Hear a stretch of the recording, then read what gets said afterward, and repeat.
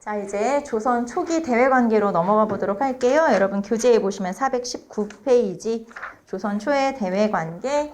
자, 한마디로 말하면 조선 초의 대외관계는 4대 교린 정책이에요. 4대, 큰 나라를 섬긴다 라고 하는 거고, 교린, 이웃과 친하게 지낸다 라고 하는데, 자, 그러면 4대라고 하는 건 우리가 명나라에 대해서 뭐 속국이냐 아니면 뭐 어떤 관계냐라고 볼 수 있는데, 여기서 4대라고 하는 건 이 동아시아의 질서를 유지하기 위해서 어른 대우를 해주는 거예요. 명나라는 어른이니까 그렇게 대우를 해주는 거고, 자주성을 바탕으로 하는 관계예요. 그러니까 우리나라대로 자주국이면서 명나라와의 관계를 유지한다. 이 정도가 4대라고 볼 수 있죠. 그래서 우리가 명나라의 뭐 속국처럼 느껴질 수도 있지만 그런 건 아니다. 자주국으로서의 외교 관계를 말한다. 이렇게 볼 수가 있겠고. 자, 그러면은 4대 교린 정책에서, 자, 명에 대해서는 4대, 이웃과 친하게 지낸다는 교리는 여진과 일본에 대한 정책. 이렇게 나눠보시면 되고. 자, 그럼 이제 우리는 명나라와의 관계를 한번 살펴볼게요. 첫 번째, 건국 초, 그러니까 이제 태조 때가 되겠죠. 태조 때는 갈등 관계, 사이가 별로 좋지 않았다. 그럼 이제 사이가 왜 좋지 않냐? 여러 가지 문제 때문에 사이가 좋지 않은데, 첫 번째, 고명과 금인 문제라고 했죠. 고명이라는 건 왕으로서 인정해주는 거를 말해요. 그래서 거기 설명도 나와 있는데, 국왕을 인준하는 문서. 그러니까 인정을 해줘야 되는 거야. 나 왕 됐어. 나 새로 나라 세웠어. 그러면은 명나라 황제로부터 인정을 받아야 되는데, 그걸 안 해준 거예요, 명나라에서. 좀 미뤘어. 안 해줬어. 그러니까 이 이성계가 입지가 튼튼하지 못했던 거죠, 처음에는. 그래서 이제 이런 것에 대한 불만. 금인이라는 건 말 그대로 인정하는 이제 도장 같은 건데, 이런 것들도 제대로 안 해줬다. 그런 것도 딱 보내주고 해야 되는데, 안 해줬고. 그 다음에 요동정벌을 추진했던 게 명나라의 심기를 건드리기도 했죠. 자, 요동정벌 추진한 대표적인 인물은 태조랑 정도전. 그래서 정도전이 실제로 진도라는 책을 써서 군사훈련을 시키고, 이렇게 뭔가 좀 구체적으로 주도가 됐다고 했잖아요. 그래서 이 정도전과 태조가 요동정벌을 준비한 거를 명나라에서 알고 당연히 기분이 나쁘지. 그래서 막 반발을 했겠지? 그래서 그런 일이 있었고요. 자, 그 다음에 표전 문제. 표전 문제라고 하는 건 외교문서의 어떤 형식. 외교문서의 형식 때문에 명나라가 기분이 나빴다. 그러니까 이 외교문서를 써서 보냈는데 그 외교문서의 어떤 구절이 명나라의 기분을 나쁘게 썼던 거고, 결국에 명나라에서 뭐라고 했었냐면, 이거 누가 썼냐? 정도전이 썼지. 정도전을 송환을 해라. 보내라, 우리한테. 우리가 처리할 테니까. 이 정도로 명나라가 좀 조선에 대해서 강하게 압박을 가하기도 했고요. 그리고 이런 문제들을 통해서 명나라는 누구를 싫어했겠어? 정도전을 좀 싫어하게 돼요. 그래서 정도전을 막 보내라고 하는 거예요. 정도전 보내라. 우리가 처리해버리겠다. 이렇게 하니까 그 대신 그렇다고 정도전을 보낼 수는 없잖아요. 죽을 수도 있으니까. 그래서 이제 조정에서는 권근이라는 사람을 대신 보내요. 그래서 권근이 또 이제 막 유들유들하게 말빨도 좋고 하니까 가서 이제 그런 것들을 잘 변명도 하고 처리도 하고, 그래서 권근을 대신 보내기도 하죠. 자, 그 다음에 종계변무 문제 또는 종계변무 사건이라고 하는데, 자, 명나라에서 나라가 세워진 지 얼마 안 돼서 대명회전이라고 하는, 왜 보통 이렇게 나라를 세우거나 무슨 일이 있거나 하면 백서 같은 걸 내요. 이제 어떤 이렇게 다 종합한 문서 같은 걸 내는데, 그 대명회전이라고 하는 문서에다가 이성계에 대한 기록을 좀 실었어요. 근데 이성계를 뭐라고 실었냐? 이인임의 아들이라고 기록을 한 거예요. 이인임은 누구냐면, 왜 우리가 우왕 때 우왕을 즉위시키고 우왕을 장악을 해가지고 자기 마음대로 막 우리 국정농단 이런 얘기 막 하면서 나쁜 권문세족이다 제가 이렇게 얘기했었는데, 그 사람이에요.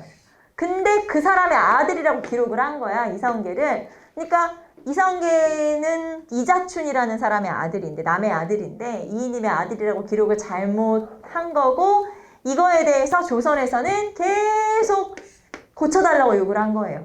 사신이 갈 때마다 이거 좀 고쳐줘라. 그럼 이제 명나라는 막 요리조리 빠져나가. 변명을 막 해. 그래서 안 고쳐줘. 그래서 무려 이제 우리 입장에서는 우리가 이제 불리한 거니까 고쳐달라고 해야 되니까 좀 심기를 건드리지 않으려고 노력을 했고, 명나라는 그거에 대해서 계속 이제 버틴 거고, 결국에는 종계변무 문제를 마무리한 건 200년 뒤에 선조 때 가서야 고쳐주게 돼요. 그러니까 이제 이게 드러나고 고쳐달라고 막 요구를 하고 우리가 막 사정을 하고 해도 잘 안 됐다가 나중에 한 200년 뒤에 하게 되는데 어쨌든 이게 알려지게 되면서 우리 입장에서는 기분이 나쁘지. 그래서 이런 일들이 있었고 그 다음에 여진과의 관계는 뭐냐면 명나라와 여진은 사이가 별로 안 좋아요. 근데 우리 입장에서는 여진 쪽하고 사이가 나쁠 일이 별로 없었던 거예요. 초반에. 그러니까 우리는 뭐 명나라랑 여진족이랑 잘 지내. 근데 여진족은 이 명나라는 우리가 잘 지내니까 기분이 나빠. 이것 때문에 계속 우리 비판을 하고 그래서 결국에는 이런 여러 가지 일들 때문에 태조, 건국 초기에는 좀 사이가 나빴다. 자, 그런데 앞에서 명나라가 싫어하는 그 인물이 누구예요? 정도전. 근데 그 정도전을 제거한 건 누구야? 이방원, 태종. 그러니까 태종이 정도전을 죽이고 나서 쉽게 말하면 명나라 입장에서는 원흉이 사라진 거예요. 그러니까 사이 나쁠 일이 별로 없고 그리고 또 태종은 요동 정벌도 포기하면서 명과 잘 지낸 거예요. 그러니까 명나라 입장에서는 뭐 괜찮아. 그래서 요 태종 이후부터는 어떤 관계? 친선 관계. 친하게 지내는 거예요. 막 사절도 파견하고 교류도 하고 그래서 문화교류가 활발하게 이루어진 게 바로 태종 이후, 정도전 제거 이후다. 이렇게 볼 수가 있겠고요. 자, 이제 우리나라에서 막 사절단을 보내. 정기적, 비정기적 사절단을 보내는데 여러분 교재에 보시면은 정기적 사절단, 비정기적 사절단 왼쪽에 나와 있죠. 420페이지에. 물론 이거 다 외울 필요는 없죠. 당연히 이런 사절단이 있었다. 이렇게 보시면 되겠고 자, 아무튼 사절단을 보내는데 여러분 사절단 보낼 때 딱 외교관 2명만 보내겠어? 외교관만 딱 가겠어? 아니고 이때 이제 우리가 선물을 또 보내요. 선물을 잔뜩 사서 보낸단 말이야. 왜? 어른한테 갈 때 뭐 사가잖아. 예의상 뭐 사가잖아. 그런 거랑 똑같은 거예요. 선물을 잔뜩 보내면 자, 명나라는 어른이지. 그럼 선물 받고 가만히 입을 싹 닫을 순 없잖아. 그러니까 또 우리한테 선물을 또 이만큼 보내는데 우리가 보낸 것보다 더 많이. 어른이니까 선물을 더 많이. 그래서 우리가 사절단 파견할 때 선물 보내고 답례품을 받아요. 자, 우리가 조공을 바치고 회사품이라고 해서 답례품을 받는데 이게 이제 양이 뭐 이렇게 뭐 조금 이게 아니고 많으니까 이게 곧 무역이 되는 거고 자, 이런 식으로 사절단 갈 때 무역이 이루어져 이게 무슨 무역? 조공무역이 되는 거예요. 그래서 이런 식으로 조공무역이 왔다 갔다 하게 되는데 이게 이제 명나라 입장에서는 나라가 우리나라만 있는 것도 아니고 여러 나라가 있고 그리고 이제 우리가 막 자주 사절단 보내면 회사품, 답례품을 자주 보내줘야 되잖아. 그래서 우리는 이제 명나라가 절친이 됐다고 생각하고 뭐라고 했냐면 1년에 3번 갈게요. 그러니까 명나라에서는 3년에 한 번만 와라. 힘들다 우리. 그렇게 이제 말할 정도로 명나라하고는 좀 사이가 괜찮다라고 하는 게 이제 요 사절 교환이죠. 실제로 우리가 1년에 3조공을 주장해서 우리가 주장한 거야. 야, 우리가 3번 갈게. 너네 선물 잔뜩 보내줘. 그랬는데 명나라에서 힘들다. 3년에 한 번만 와라. 이렇게 이제 말을 할 정도로 사이가 괜찮아졌네. 자, 그런데 16세기 이후가 되면 16세기는 사림이라고 하는 사람이 집권했을 때고 사림은 좀 보수적인 성향을 가지고 있고 그 다음에 16세기면 또 임진왜란을 겪었는데 또 임진왜란 때 명나라가 군대를 보내줬네? 그래서 이 명나라가 군대를 보내줘서 우리나라를 도와줬다라는 걸 우리가 뭐라고까지 표현하냐면 제조지은이라고까지 표현하거든요.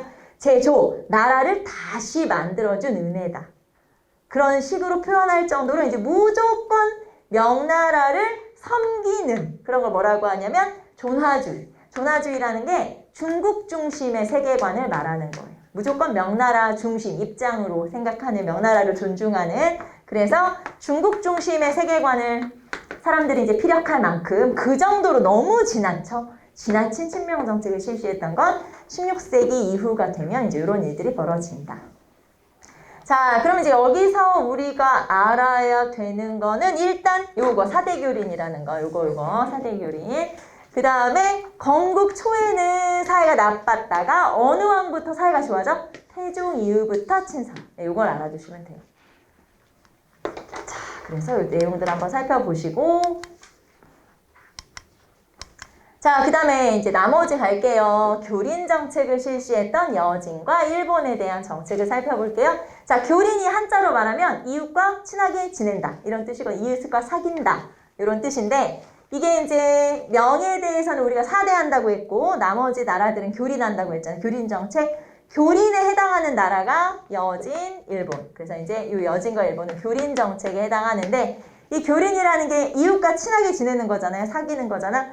그러면 이웃이나 친구랑 우리가 잘 지낼 때도 있지만 싸울 때도 있고 다 그런 거잖아요. 그래서 이 교린 정책이라는 건 기본적으로 회유책과 강경책을 같이 쓰는 거예요. 그래서 교린 정책을 다른 말로 뭐라고 하냐면 교린은 화전, 양면 정책이라고 그래요. 화전, 양면 정책.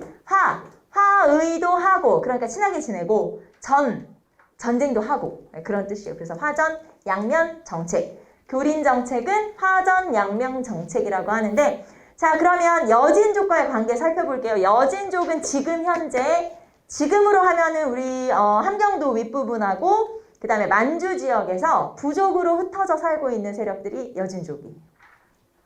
자, 그 여진족들하고는 우리가 잘 지낼 때는 회유책 귀순을 장려해요. 야, 우리한테 넘어오려면 넘어와. 이러면서 우리가 이제 살 수 있게 터전을 마련해 주겠다.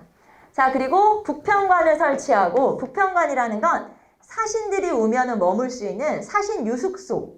그러니까 사신들의 뭐 관청 또는 숙소 이렇게 보시면 돼요. 그래서 북평관을 이제 서울에다가 설치하고 여진족들 중에서 사신이 오면 거기서 이제 묵도록 하고 외교 관계도 맺고 그 다음에 무역소는 국경지대에 경원이라든가 경성 이건 도시 이름이에요. 경원과 경성에다가 무역소라는 무역을 위한 관청을 설치해서 무역을 허락해 준 거예요.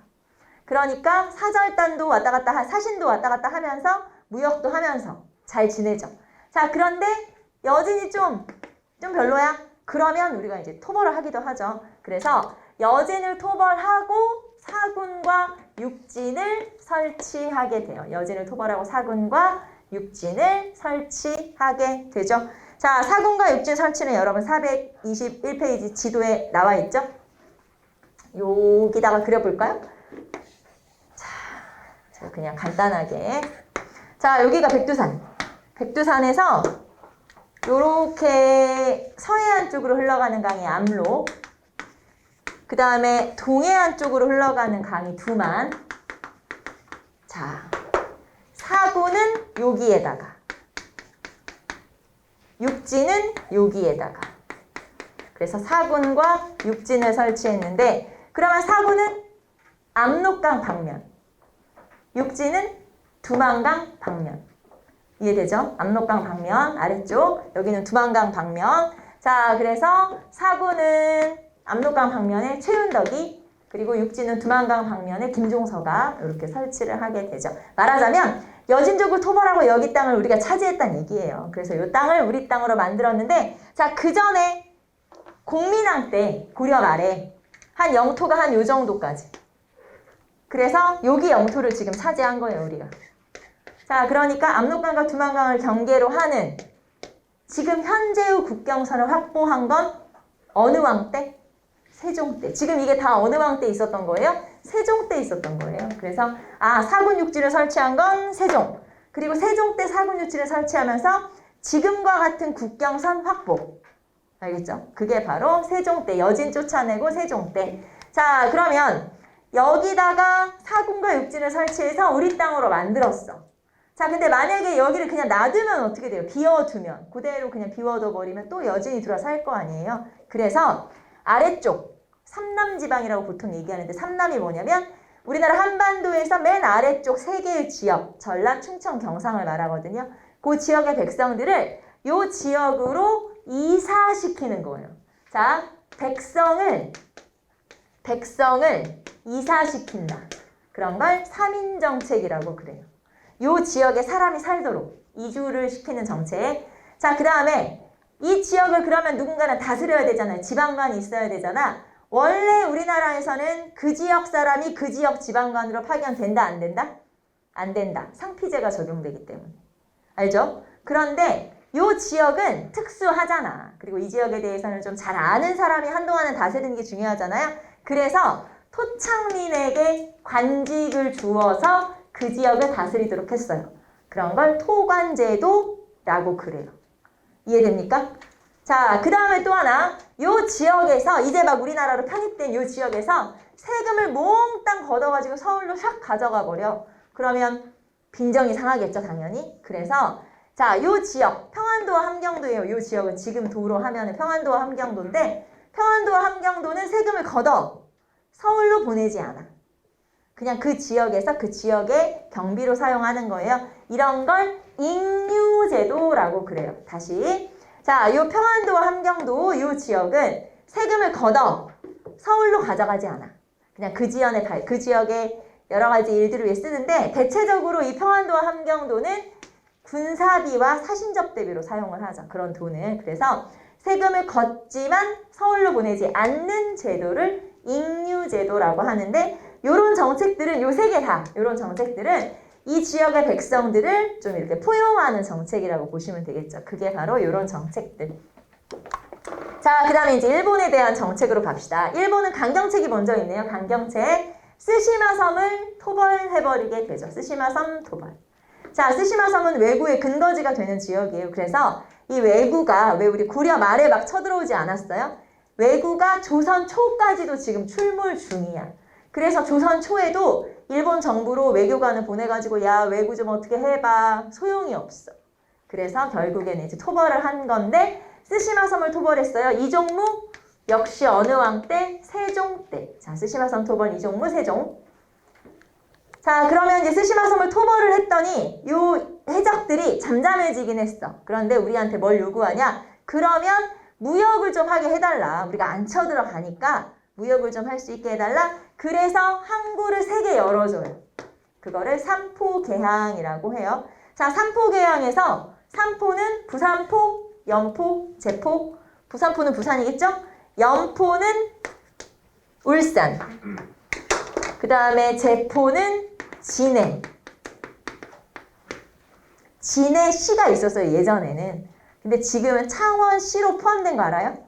그래서 지금은 창원시 진해구가 됐어. 그런 거 몰라? 그런 거 있어. 근데 보통 그냥 우리 진해라고 그래요. 지금 이제 행정구역으로는 창원인데. 자, 어쨌든 이렇게 부산포, 연포, 제포, 삼포를 개항하게 되고, 자, 그러면 항구를 열어줬어. 무역을 해. 그랬더니 너무 함부로 무역량이 너무 많아요. 그래서 안 돼. 제한을 뒀어요. 자, 너네 무역을 제한을 하는 법을 만들게. 그게 계해약조예요. 그래서 계해약조라고 하는 법을 만들어서 무역량을 제한은 하는데 어떻게 제한을 하냐면 세견선 50척. 그러니까 1년 동안 왔다 갔다 할 수 있는 배는 50척만 돼. 그 다음에 새사미두. 너네가 우리나라에서 실어갈 수 있는 쌀은 200석만 가능해. 그래서 세견선 50척, 새사미두 200석. 요렇게만 무역을 해야 돼. 제한된 무역을 정해준 거예요. 허용을 한 거죠. 그게 바로 계해약조가 되는 거죠. 자, 그리고 여기에서 중요한 건 쓰시마 정벌 세종, 삼포개항 세종, 그 다음에 계해약조 세종. 다 세종이에요. 그래서 우리 앞에서는 회유책이 먼저 나오고 강경책이 먼저 나왔잖아요. 왜냐면 이게 순서대로예요. 쓰시마 정벌, 그 다음에 삼포개항, 그 다음에 계해약조. 이렇게 순서대로이기 때문에 여기는 이제 이렇게 알아두시면 되겠죠. 자, 그래서 일본 체크 한번 해봤고, 자, 그러면 우리나라는 명나라하고 여진하고 일본하고만 교류를 했냐? 아니고 동남아시아. 자, 동남아시아의 류큐, 시암, 자와 등과 교류도 하게 돼요. 류큐 들어본 적 있죠? 류큐는 지금의 오키나와. 오키나와는 지금의 일본의 최남단 지역이에요. 그래서 원래 오키나와는 일본이 아니었던 독립국이었다가 나중에 이제 현대에 와서 편입이 된 거거든요. 그래서 원래는 독립국이었고, 자, 그래서 그 류큐와 교류를 했고, 시암은 태국, 타이. 그 다음에 자와는 인도네시아. 인도네시아에 자바 섬이 있거든요. 자와 섬이 있어요. 그래서 뭐 이제 자와라는 지역인데, 자, 그래서 이런 동남아시아와도 교류를 했고, 이 동남아시아 나라들에서 우리나라에 조공을 바쳤어요. 선물 가져와서 바치고. 자, 그러면 이 중에서 가장 가까운 지역은 당연히 류큐겠죠. 류큐가 일본이니까. 그래서 가장 활발하게 교역이 이루어지면서 우리나라에서 불상이나 불경이나 이런 불교로 전파해주기도 했던 게 바로 류큐, 조선 초의 류큐라는 나라죠. 자, 그래서 여기에서는 회유책, 강경책 알아두시고, 자, 여기 사군육진 알아두시면 되겠죠. 그 다음에 스시마섬, 삼포개항, 계해약조까지. 요 쭉 다 전부 다 세종이라는 게 중요한 거예요. 세종이 중요하다. 자, 그 다음에 이제 우리는 임진왜란으로 갑시다. 자, 임진왜란, 외란과 호란. 왜 외란과 호란이 양란이라고 하죠. 큰 전쟁 2번. 외란 그리고 호란. 그래서 큰 전쟁 2번.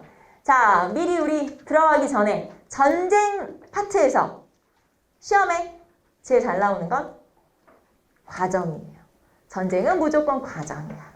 과정을 물어보는 문제가 제일 중요해요. 자, 전쟁은 과정이야. 순서. 그게 삼국통일 전쟁이든 6.25 전쟁이든 임진왜란 전쟁이든 전쟁은 무조건 일단 기본적으로 뭐부터 물어본다? 순서부터 물어본다.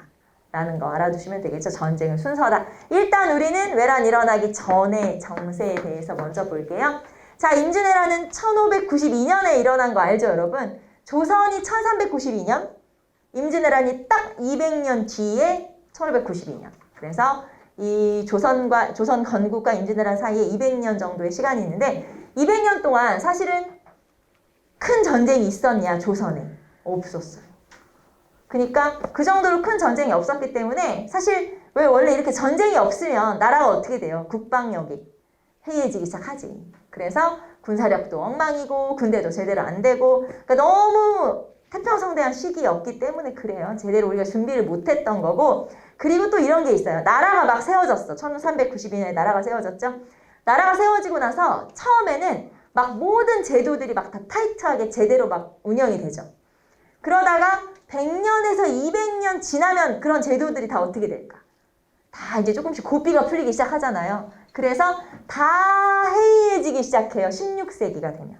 임진왜란 직전이 되면. 그러니까 토지제도도 엉망이 되고 수취제도도 엉망이 되고 이런 여러 가지 제도들이 또는 뭐 이제 군사제도 같은 것도 다 조금씩 엉망이 되면서 모든 제도들이 다 조금씩 풀어지고 나사가 풀어지는 거지. 해이해지기 시작하고 그럴 때는 이제 백성들이 먹고 살기 힘들죠. 그럼 백성들이 먹고 살기 힘들면 이제 백성들이 도망을 가. 도적이 돼. 막 도적대가 출몰해. 그런 시기. 그게 딱 임진왜란 직전의 상황이었던 거예요. 굉장히 여러 가지 제도가 문란해지면서 백성들의 삶은 어려워지면서 이제 막 밀란이라고 하기는 그렇고 이제 도적대들이 막 출몰하는 시기죠. 그게 딱 임진왜란이어서 그때 조선의 상황이 별로 좋진 않았다. 더군다나 지배층들은 붕당이라는 걸 만들어가지고 지들끼리 싸우고 이제 그런 시기예요. 자, 그러면 외란 전에 조선, 외란 전에 조선 정세를 한번 보도록 할게요. 자, 그러면 일단 여러분 교재에서 426페이지에 자, 첫 번째 붕당 정치. 붕당이 생긴 건 그러면 선조 때인데 임진왜란도 선조 때잖아요. 자, 임진왜란 전에 이미 붕당이 생긴 거죠. 서로 대립하고 있는 상황이에요. 그래서 붕당 정치. 자, 그리고 토지제도의 문란, 토지제도가 문란해지면서 이제 이때쯤 되면 이미 양반들이 대토지를 소유하기 시작하고 백성들의 땅을 뺏고 그래서 백성들은 거의 가난하고 이제 이런 시기가 된 거죠. 자, 그러다 보니까 이런 도적들이 막 여기저기 출몰하는데 제일 유명한 도적이 임꺽정이에요. 여러분, 홍길동? 알지? 홍길동. 홍길동이 실존인물이에요. 그리고 명종 때 임꺽정. 그리고 숙종 때 장길산. 그래서 어떻게 보면 이 사람들이 3대 도적이라고 볼 수 있어요. 3대 도적. 그래서 이제 이 사람들이 3대 도적으로서 잘 언급이 되는데 시험에 가장 많이 나오는 사람은 임꺽정. 명종 때 보통 임꺽정을 물어보면서 시험에는 뭘 찾으라고 물어보냐면 명종 물어보는 경우가 많아요. 자, 그래서 이 명종 때 출몰했던 도적대가 임꺽정인데 임꺽정 같은 경우는 주로 경기 북부 그리고 강원 뭐 이제 이런 데서 황해도나 이런 데서 활동했던 인물이고 이 사람은 백정 출신이에요. 백정. 그래가지고 백정 출신인데 엄청 등치가 좋았대요. 굉장히 힘도 세고 그래서 기골이 장대하다 이렇게 표현하잖아요. 그런 인물이 임꺽정이었죠. 그래서 임꺽정이 이제 황해도라든가 요 경기 북부를 중심으로 해서 활동을 하면서 이제 도적질을 한 거지. 도적대가 돼가지고. 그러니까 이제 이 임꺽정 같은 경우는 임꺽정 주변에 친구들이 다 뭔가 좀 재주가 하나씩 있어. 그래가지고 이런 재주들을 가지고 이제 세력을 만들어서 도적대로 활동을 했던 거지. 그게 바로 임꺽정이고, 또는 뭐 의적이라고 표현하기도 하는데, 당연히 가난한 사람보다는 부자들을 털지 않았겠어? 당연히, 그쵸? 그러니까 뭐 의적이다 이렇게 표현을 하긴 하는데, 뭐 아무튼 도적이고, 그 다음에 홍길동도 뭐 여러분 다 알 것이고, 그 다음에 숙종 때 장길산 같은 경우는 광대 출신이에요. 광대 출신. 연예인, 지금으로 하면 연예인 같은 거지. 그래서 광대 출신이었고, 뭐 홍길동은 서자니까 뭐 우리 다 아는 거고. 자, 그래서 이제 이렇게. 그럼 이 중에서 실록에 보면 결국 잡지 못했다. 이 중에서 안 잡힌 도적이 있어. 결국 못 잡았어. 그래서 결국에는 잡히지 않았다 라고 만약에 나와. 그럼 누구냐? 장길산. 장길산은 결국 못 잡았어요. 그래서 기록에 잡혔다는 기록은 없다. 그게 바로 장길산이죠. 그래서 결국에는 잡히지 않은 도적이 장길산이고, 하지만 임꺽정 같은 경우는 왜 꼭 그런 사람 있잖아요. 그 안에서 배신자가 있었어. 네, 그래서 결국에는 다 발각이 돼버리게 되죠. 자, 어쨌든 여기서 이제 임꺽정. 자, 임꺽정은 뭐가 중요하다? 어느 왕 때다? 명종. 이게 중요해요. 명종.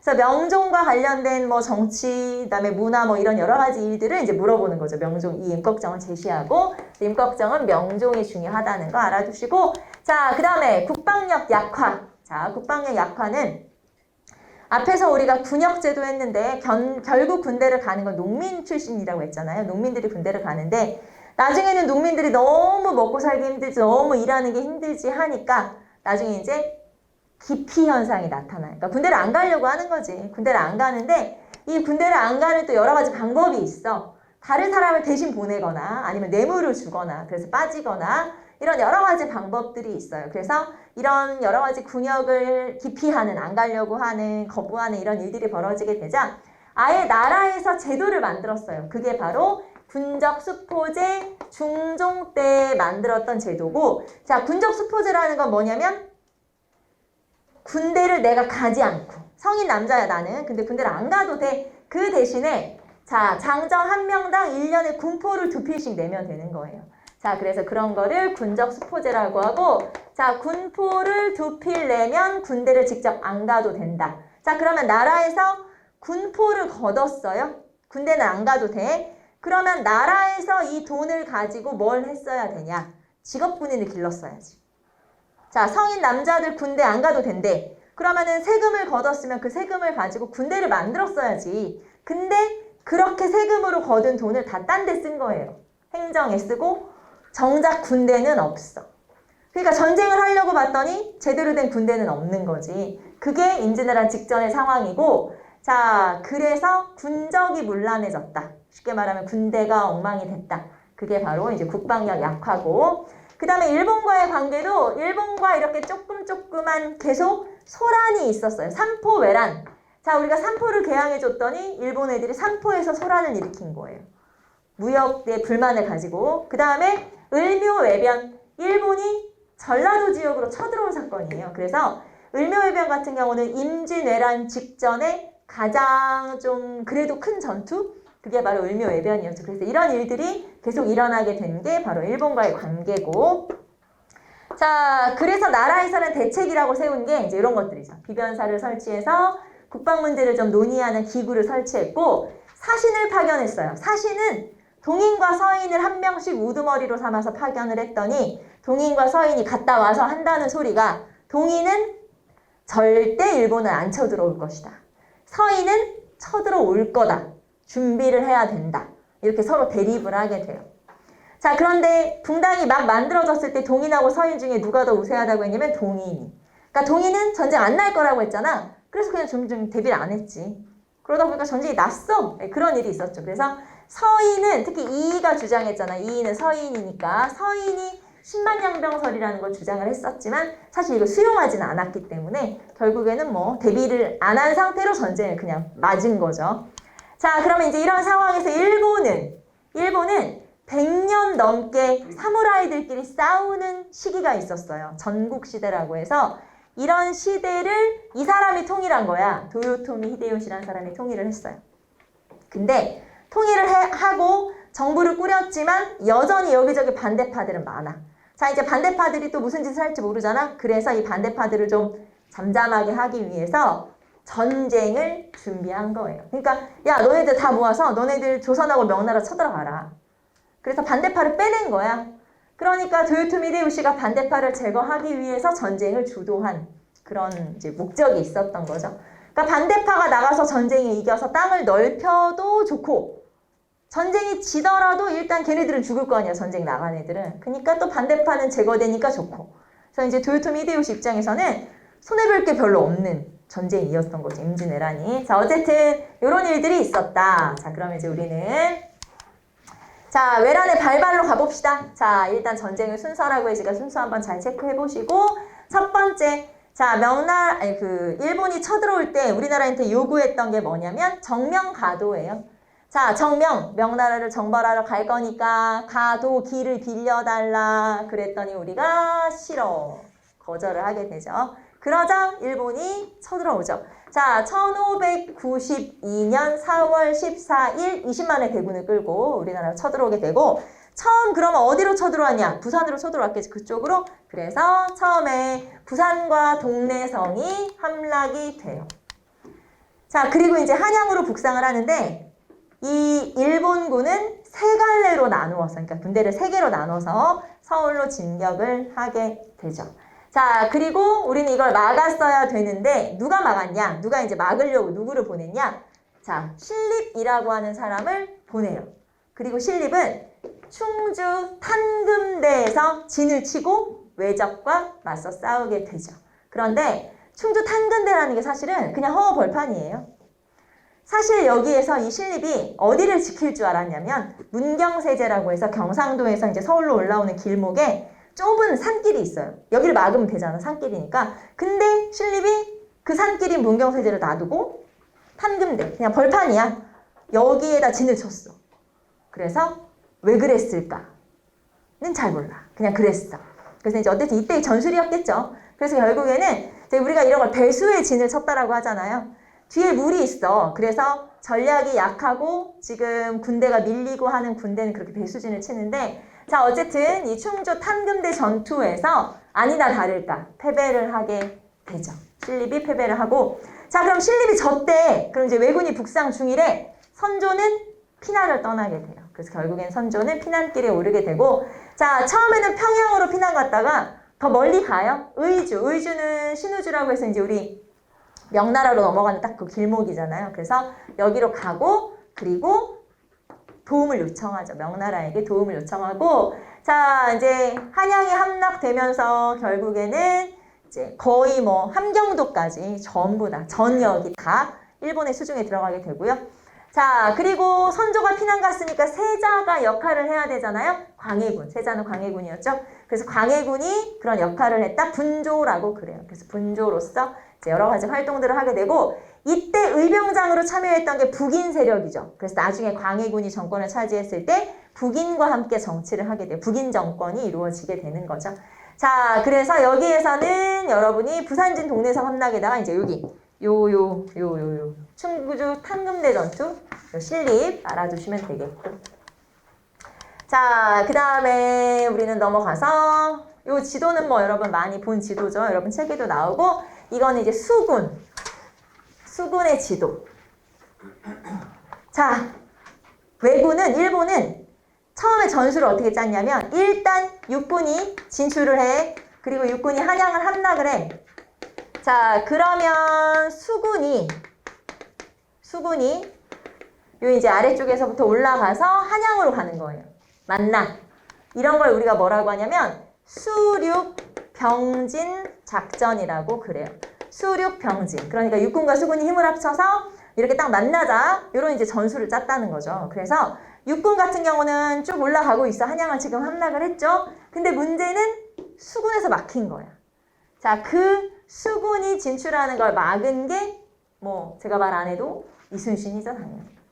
이순신은 전쟁이 나기 그 1년 전부터 미리 거북선을 만들어서 대비를 하고 있었고 원래 우리나라의 주요 배가 거북선이 아니에요. 판옥선이라고 하는 배가 있었어요. 그래서 일본 배보다는 좀 이렇게 안정적인 배가 판옥선이고 그 판옥선을 일본이 막 기어오르니까 배가 이제 수군이 싸울 때 거기다 이제 뚜껑 덮은 거죠. 뚜껑 덮고 거기다 이렇게 뭐 바늘같이 이렇게 뾰족하게. 그게 바로 거북선이에요. 그래서 거북선을 이미 전쟁이 일어나기 전부터 준비를 하고 있었다라고 하는 거고, 자, 그러면 왜군의 전략은 수륙병진 작전이고 이거를 막아낸 게 이순신이죠. 자, 그럼 이순신의 승리를 한번 보도록 할까요? 자, 첫 번째 승리는 옥포해전에서 첫 번째 승리를 거두게 돼요. 근데 이 승리는 거북선 없이 탄옥성만 가지고 싸운 게 바로 옥포. 자, 그러면 거북선을 이용한 첫 사천해전. 그래서 거북선을 이용한 첫 번째 승리가 사천해전이고, 이거 말고도 뭐 당포, 당항포 등등등 여러 전투에서 승리를 하게 되는데, 정말 유명한 이순신의 전투가 한산도 대첩이죠. 그래서 우리 뭐 많이 들어봤죠? 하객진. 그래서 한산도 대첩. 통영 쪽에서 자, 학이 날개를 펼친 것 같은 이런 대열을 만들어서 포위하는 이런 전술을 쓰게 되고, 이게 바로 한산도 대첩. 1592년 7월에 있었던 한산도 대첩이죠. 자, 이순신은 이렇게 이제 계속 승리를 해 나가게 되고, 그러면 이순신이 이렇게 잘 막아냈기 때문에 결론. 자, 남해를 우리가 지금 꽉 잡고 안 놔준 거잖아요. 남해를 장악을 해버린 거죠. 이거를 남해 제해권 장악이라고 하고, 그러면 원래 일본 수군은 전라도로 올라가서 서해안으로 가기로 했잖아요. 그걸 못하게 막은 거지. 그거를 수륙병진 작전을 좌절시켰다 라고 표현하는 거예요. 자, 남해안을 우리가 장악했기 때문에 일본의 원래 작전, 수륙병진 작전을 좌절시킬 수가 있었고, 실제로 임진왜란 중에서 가장 피해가 적었던 지역이 이순신이 막아서 못 올라갔던 전라도 지역이었어요. 근데 이제 보통 우리가 전쟁이 나면 우리가 전쟁을 한 달 할 거야. 그럼 한 달 먹을 걸 싸가지고 오는 거 아니잖아요. 무슨 말이냐면 쳐들어가서 거기서 군량미를 조달을 하는 거예요. 그러니까 가장 곡창지대가 전라도인데 그 전라도를 안 뺏겼다는 건 이게 우리한테 유리하다. 이렇게 이제 판세를 바꿔놓은 거다. 이렇게 볼 수가 있어요. 그래서 단순히 그냥 이순신이 승리했어. 남해를 장악했어. 수륙병진 작전을 좌절시켰어. 물론 이것도 의미가 있지만 뿐만 아니라 아예 이런 것도 있었어요. 이 임진왜란 때 초기에는 무조건 일본이 이기는 거예요. 왜냐면 무기도 훨씬 좋고 하니까. 근데 우리도 이기네? 이제 우리도 해볼만 하네. 약간 이제 사람들이 인식을 바꿔놓은, 그러니까 판세를 바꿔버린 거예요. 그게 이순신이었어요. 그래서 단순하게 그냥 승리보다는 전쟁의 어떤 주도권을 아예 바꿔버린 그런 전투가 이순신이었다라는 걸 알 수가 있죠. 자, 그 다음에 의병이 또 여기저기 곳곳에서 일어나죠. 주로 전현직 관료 출신들이 의병장이었고, 농민들이 참여하고 승병들이 또 참여하고 하면서, 승려들이 참여하면서 자기 지역이니까 향토지리에 알맞은 전술을 이용해서 승리를 거두게 되고, 나중에는 관군에 편입이 돼요. 관군과 함께 또 전투를 이어나가기도 하죠. 자, 그래서 가장 대표적인 의병장, 여러분 교재에 보시면 의병장들이 여러 명 등장을 하죠. 428페이지에 곽재우, 조헌, 고경명, 정인홍, 정문부, 유정, 사명대사, 사산대사 이런 이제 승병들까지도 활약을 하게 되고, 자, 여기 곽재우가 표시되어 있는 이유는 최초의 의병장이기 때문에, 자, 경북 의령에서 최초의 의병으로 활동했던 곽재우. 곽재우는 붉은 옷을 입고 다녔대요. 붉은 겉옷을 입고 다녀서 멀리서 보더라도 눈에 띄잖아. 그래서 붉은 옷만 보이면 워낙 잘 싸우니까 왜군이 도망을 갔다. 홍의장군이라고 불렀어요. 그래서 그게 바로 곽재우. 자, 그 다음에 여러분 교재에 보시면 정문부라고 하는 사람이 표시되어 있으면서 왼쪽에 국관대첩비라고 하는 그 비석이 있죠. 함경도 길주 지역에서 싸웠던 정문부라고 하는 사람이 이제 승리를 거두게 되자 나중에 조선 후기에 이 정문부를 기리는 비석을 세워줬어요. 그게 바로 국관대첩비인데, 이거를 러일 전쟁이 일어났을 때 일본이 우리나라 쳐들어왔잖아요. 이거를 보고 이거를 가져가 버렸어요. 일본으로. 그리고 일본으로 가져가서 여러분 야스쿠니 신사 들어봤죠? 야스쿠니 신사. 거기 한쪽에다가 그냥 놔두고 방치를 하고 몇십 년이 이제 흘러간 거야. 그래서 나중에 2005년에 우리나라 정부가 요청을 해서 야, 그 비석 다시 내놔. 돌려줘. 그래가지고 반환을 받았어요. 그래서 2005년에 반환을 받아서 2006년에 다시 북한 그 자리, 함경도 길주 그 자리에다가 다시 옮겨놓게 돼요. 그래서 요 북한대첩비라고 하는 건 정문부라고 하는 인물을 기리기 위한 그런 비석이죠. 자, 그래서 이순신의 활약, 의병의 활약 알아두시면 되겠고. 자, 그래서 여러분 지도에 보시면은 임진왜란 때 이제 우리의 여러 전투들이 언급이 돼 있으니까 여러분 체크 한번 해보시고.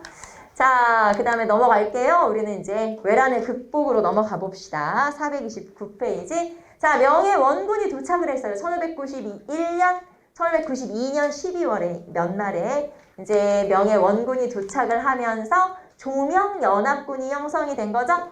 자, 이때 조선은 유성룡, 명나라는 이여송. 그래서 유성룡이랑 명나라 군대랑 같이 조명연합군이 만들어져서 또 이제 승리를 거두게 되죠.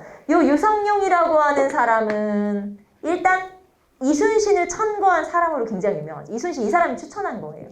그래서 유명하고, 그 다음에 두 번째는 징비록이라고 해서 임진왜란 끝나고 나서 이거 뭐라 그래야 돼? 수필처럼 이렇게 이제 회고록처럼 이런 글을 써서 또 임진왜란의 여러 가지 또 면모들을 우리가 또 알 수 있었던 게 바로 이 유성룡이라는 인물이고요. 자, 어쨌든 이 유성룡이 주도해서 조명연합군이 평양성을 탈환하게 돼요. 그러면 평양성을 탈환했으면 그 다음 단계는 이제 서울이어야지, 한양이어야죠. 그래서 한양으로 내려오는 과정에 그때 무리한 전투를 해서 결국 중간에 한번 지게 되는데 그게 벽제관 전투예요. 이 벽제관 전투가 고양시였어요. 고양, 지금으로 하면 고양이었기 때문에 이제 여기서 한번 지고, 자, 그러면 한양으로 같이 쳐들어가려고 준비하고 있던 권율의 부대가 이제 결국에는 고립되게 된 거고, 그래서 행주산성으로 들어가서 거기에서 전투에 승리를 하게 된 게 바로 여러분 행주대첩. 알겠죠? 그 쭉 연결이 되죠. 조명연합군이 와가지고 뭐 이겼는데 이제 그 쭉 연결이 돼요. 그래서 여기서는 평양성 탈환, 행주대첩 이렇게 이어지게 된다.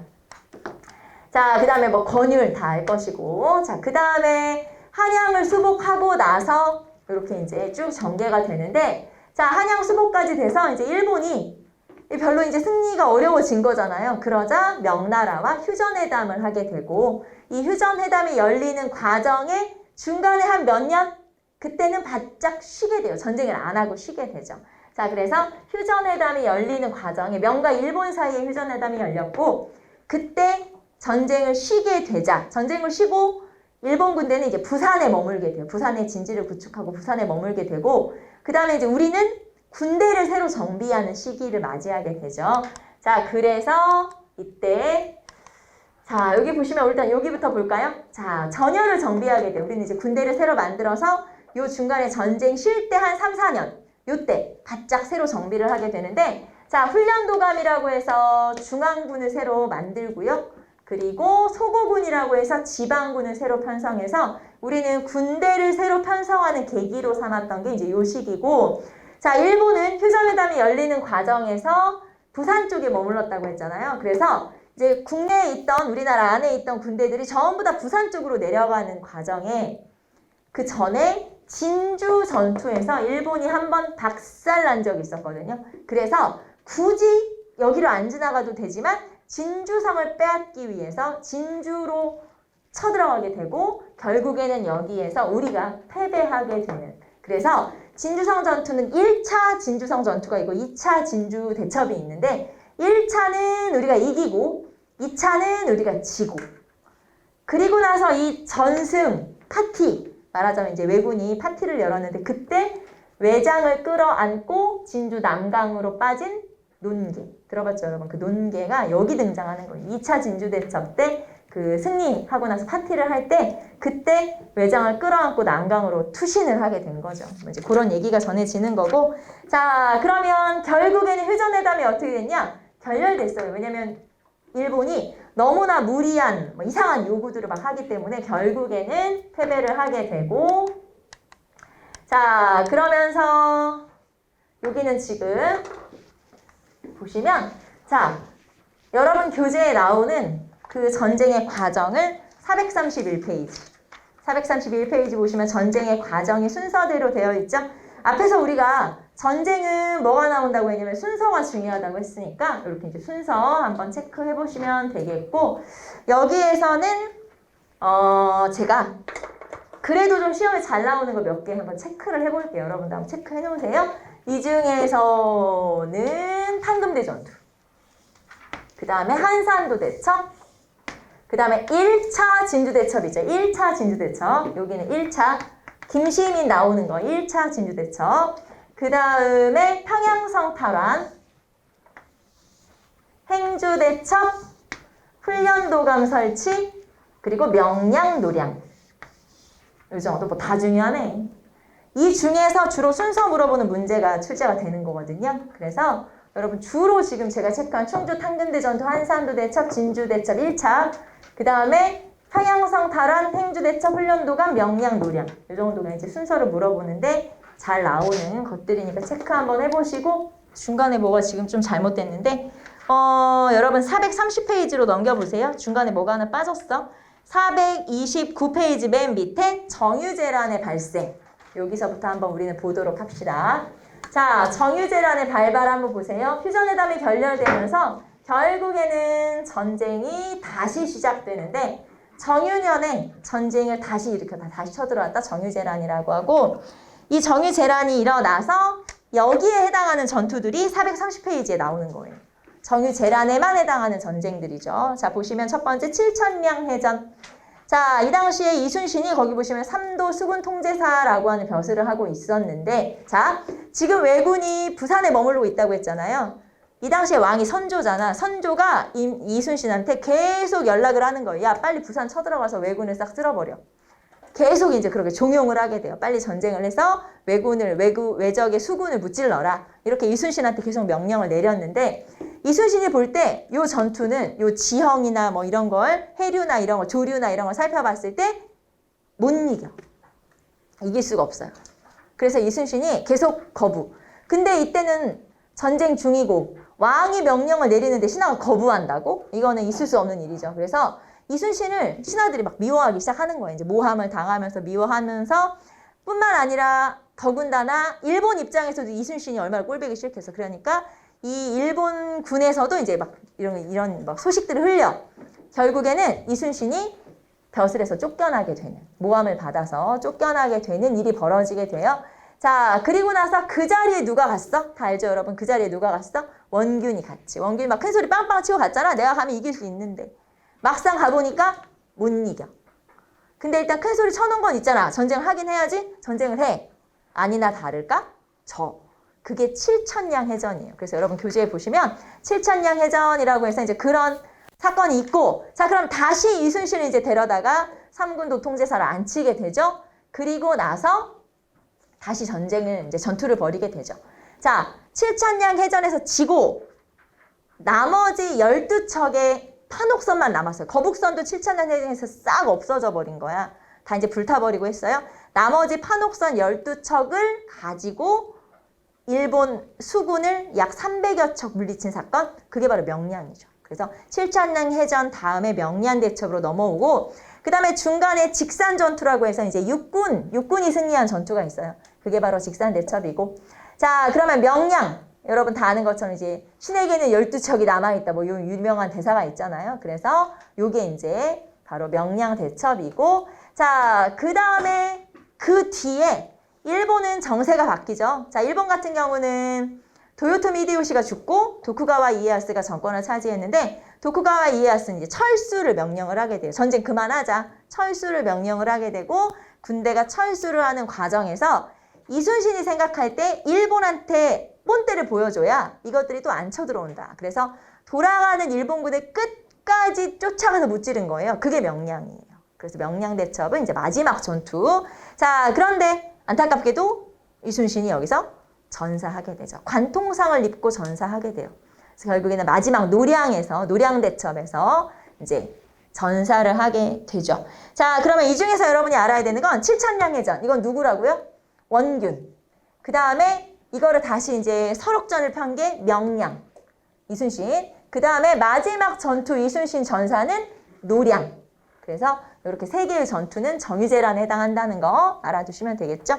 자, 그래서 요 431페이지 순서까지 체크 같이 한번 해두시면 되겠고, 자, 그러면 우리는 여기에서, 자, 이제 잠깐만 한번 넘겨보자.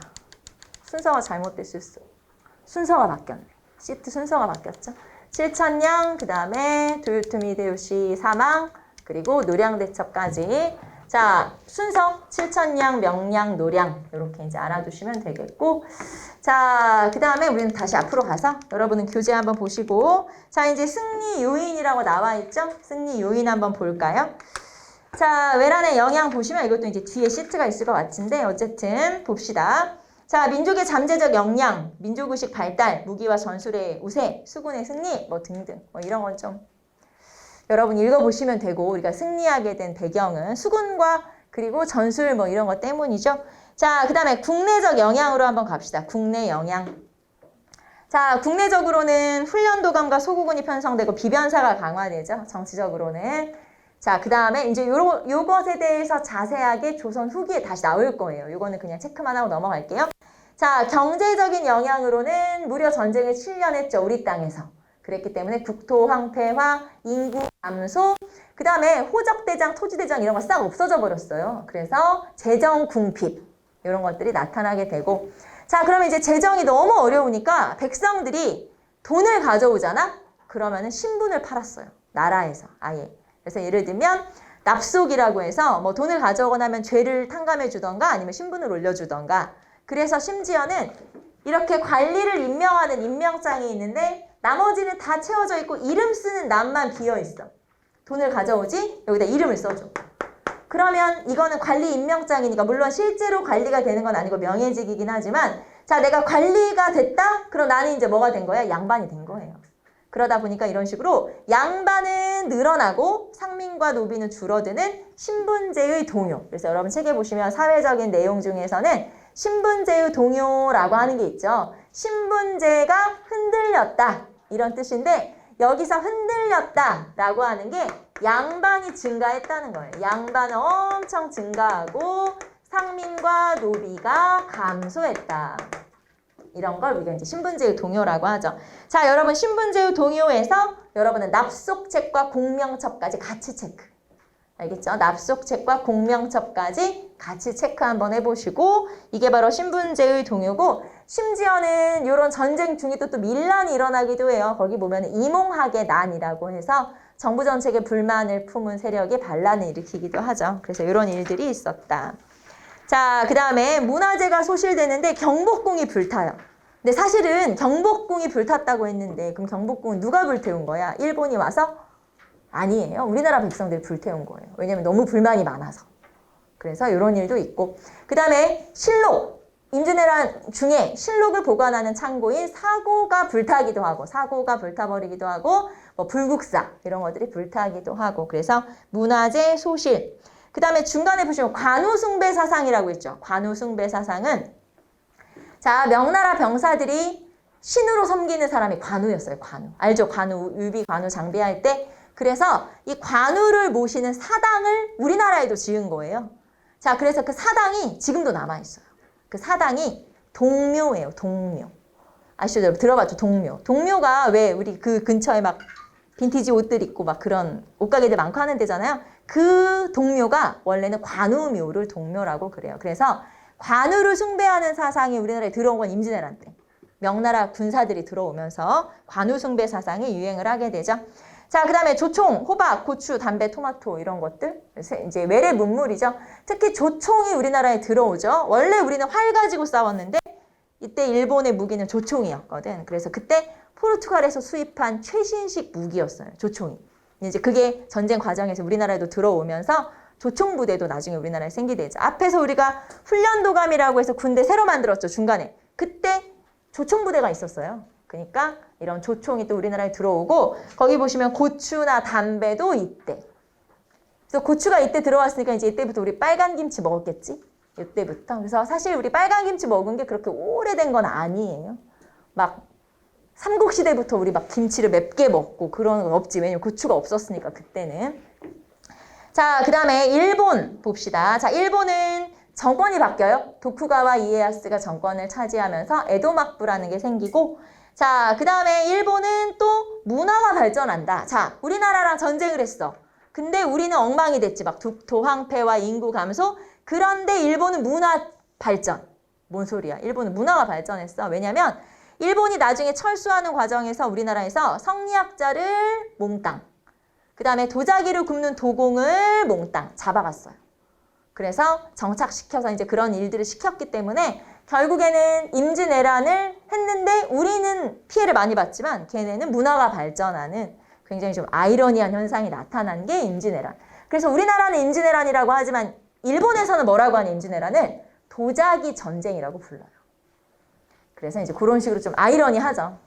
자, 그 다음에 중국으로 넘어갈까요? 자, 중국 중에서 명나라는 우리나라를 도와줬지, 군대 보내줬지. 그러면 또 이제 군대만 가는 게 아니고 여러 가지 이제 자금도 들어가지. 그래서 결국에는 임진왜란 겪고 나서 명나라는 엄청 약해지고, 자, 이렇게 명나라가 약해지는 과정에서 이제 따로 지들끼리 성장한 애들이 여진족이에요. 그래서 여진족은 아예 후금이라고 하는 나라를 새로 세우게 되죠. 자, 그래서 이 임진왜란이라는 전쟁이 끼친 영향이 굉장히 크죠. 우리나라한테는 아까 그런 결과들, 일본은 문화 발전, 그리고 명은 쇠퇴, 여진은 성장. 그래서 이제 요 동아시아 질서를 완전히 좀 바꿔버린 전쟁, 네, 그런 게 바로 임진왜란이다 라고 하는 거죠. 자, 임진왜란에서는 일단 뭐가 제일 중요하다고 했냐면 순서. 두 번째가 영양이에요. 순서와 영양 잘 체크해 놓으시면 되겠죠. 자, 우리는 여기까지 하고 이제 광해군부터 뒤에 아직 호란을 못했죠. 네, 호란은 점심 먹고 와서 나머지 하고 그리고 경제, 사회, 문화로 들어가도록 합시다. 자, 점심 맛있게 드시고 이따 봅시다.